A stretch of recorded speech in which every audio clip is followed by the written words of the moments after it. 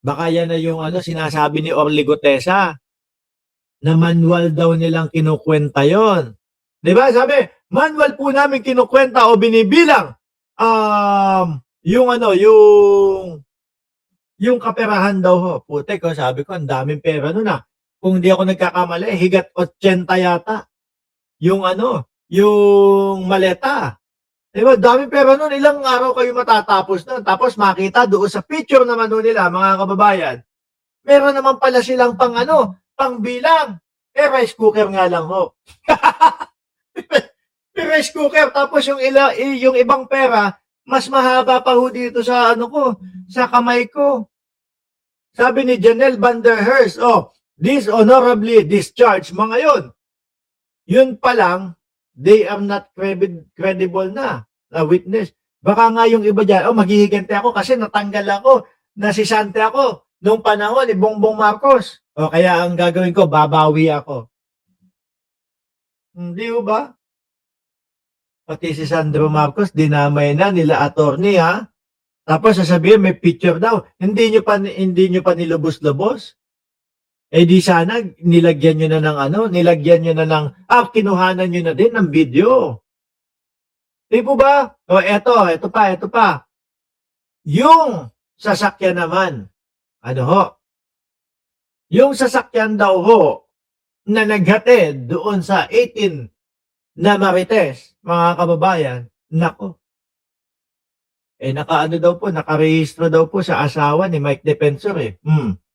Ang basehan po namin ay tumanggap sila ng milyon-milyon na pera, pero hindi po yan naipakita sa kanilang salin. Yan ang isa sa mga hindi pa ito. Sorry. Ito na. Ito yun, mga boss. O, yung kay Trillanes. Kung saan sila, Okay, who do you believe is behind this? To organize the 18 Marines, to have that press conference, get their affidavits together. Who is behind it or which faction? Okay. We're getting information right now na galing sa Duterte camp. Tatanong pa ba yan?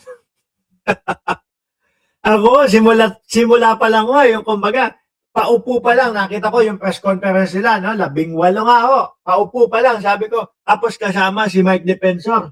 Nandoon. Ay, putik na to. Alam mo na kung saan galing eh. Yung mga tao na yan, ang matagal na pong gustong matanggal si Pangulong Bongbong Marcos, mga kababayan. No? Sa aksyon nila at sa mga sinasabi ng dating senador na si Trillanes ay iisa lang po. Galing sa Duterte camp po, mga kababayan. Yung nag-finance, nagpa-organize nito, itong mga fraud, siyempre si Maligod yung gustong umiksena dyan, pero Ay, oo nga, no? Kasi yun yung nakikita ko, boss eh. No? Dating senador Antonio Trillanes, yun yung nakikita ko. Si Baligod ang nakapront. Na ang dapat para ho sa akin, ang mga ini-interview, yung 18 Marites ho. No? Kasi sila yung gumalaw, sila yung kumilos, sila yung naghatid daw. Kasi Baligod, ano yan? Pero hindi totoo ho, mga kababayan. Nung press conference sila, tinatanong yung ibang mga sundalo eh. Hindi makasagot eh. Parang alam na, kumbaga alam na sa galawan na walang isasagot eh. Kaya ibinigay kay Baligod yung mikropono eh. nakita namin yung mga iba't ibang mga information like the cars used by the Marines sa pagpunta ng press con, nakaregister yung sa asawa ni Mike Defensor, yung isang vehicle.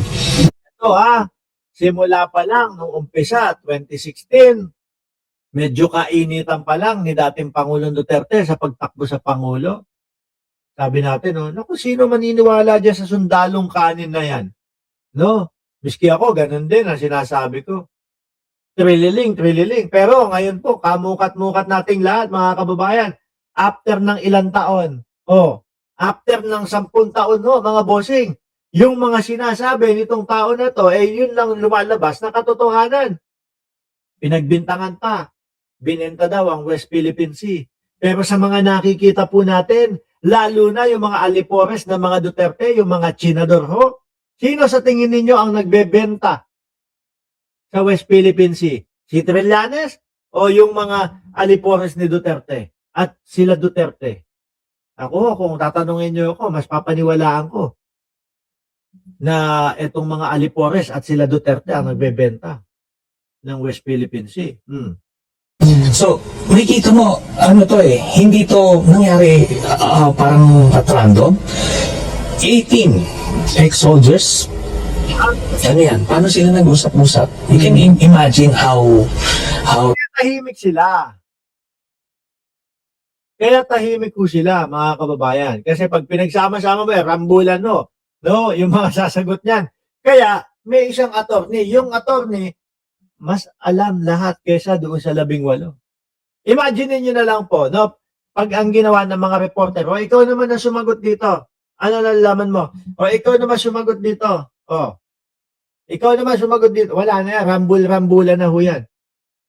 Hilo na ho yan, mga kababayan. Doon pa lang mabubuko na. Kaya, isa na lang ang sasalita, ha?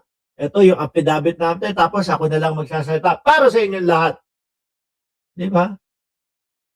they organized this. So, ano to, talagang ginawa ito ng kampo ni Duterte kasi they stand to benefit most from this. And you believe the main agenda really of the press conference is not the payoffs, the alleged payoffs to former Speaker Martin Romualdez, the President. Yeah. Ang talagang agenda, you believe, is to discredit the ICC hearing. Yes, I Naman po yan eh. Sama mo na din yung impeachment. No, na malapit na ho. Impeachment na malapit na po.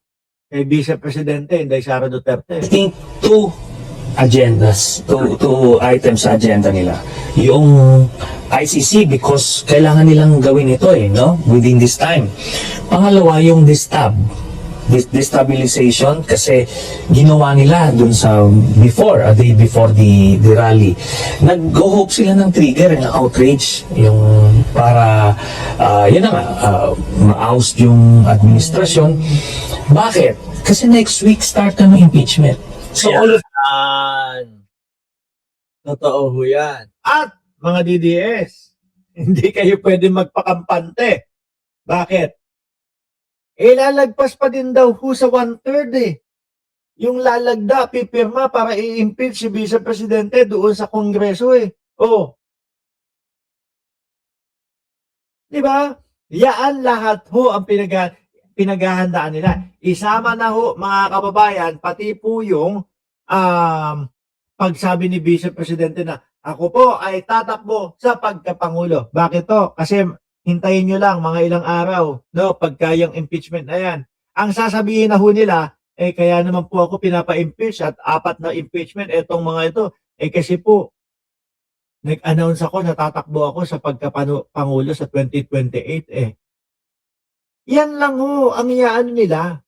Yan lang po ang idadahilan nila mga kababayan. At least, may dahilan sila. Kesa naman, tinatanong sila, bakit ganito? Sino si Mary Grace Piato? Sino si Cocoy Villamin? Bakit ka nagbanta sa buhay ng Pangulo? Etc. etc. At least, ang isasagot nila, pinupolitika lang po kami.